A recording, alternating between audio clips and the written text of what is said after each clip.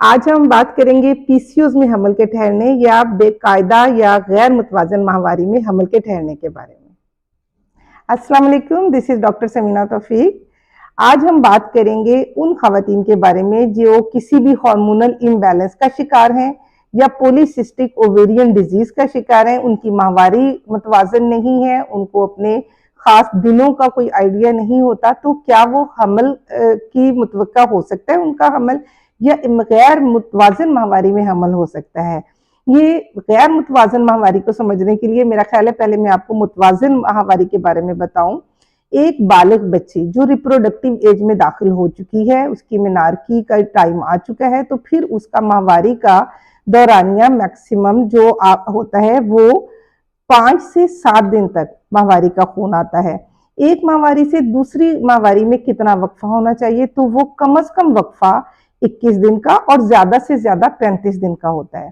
अगर माहवारी का दौरानिया 5 से 7 दिन से ज्यादा हो गया तो ये एबनॉर्मल या गैर मुतवाजन माहवारी है। अगर वक्फा 21 दिन से 35 दिन यानी 21 दिन से पहले माहवारी आ गई या 35 दिन के बाद भी नहीं आई, तो ये गैर मुतवाजन माहवारी है। ये हार्मोनल इम्बैलेंस की वजह से होती है।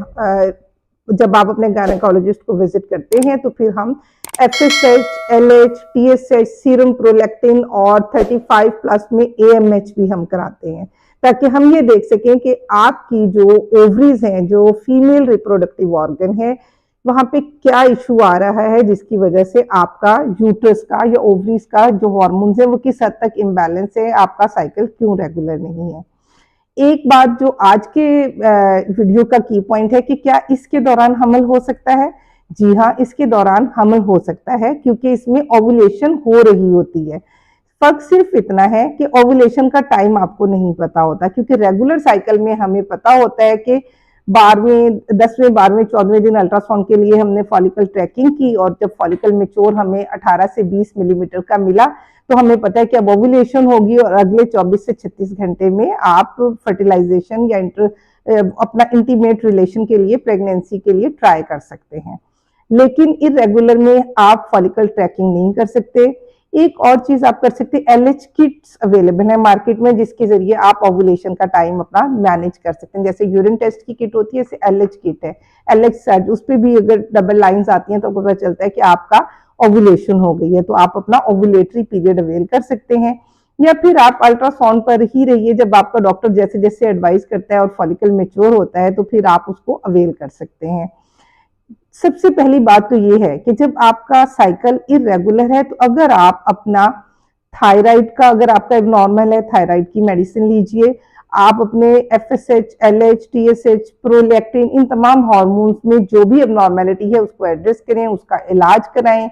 कोई शुगर ब्लड प्रेशर का मसला है या कोई और मेडिकल प्रॉब्लम है तो आप पहले उसका इलाज कराइए।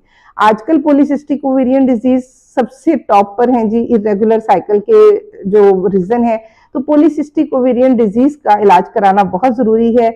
पॉलीसिस्टिक ओवेरियन डिजीज की ट्रीटमेंट के दौरान भी हमल हो सकता है।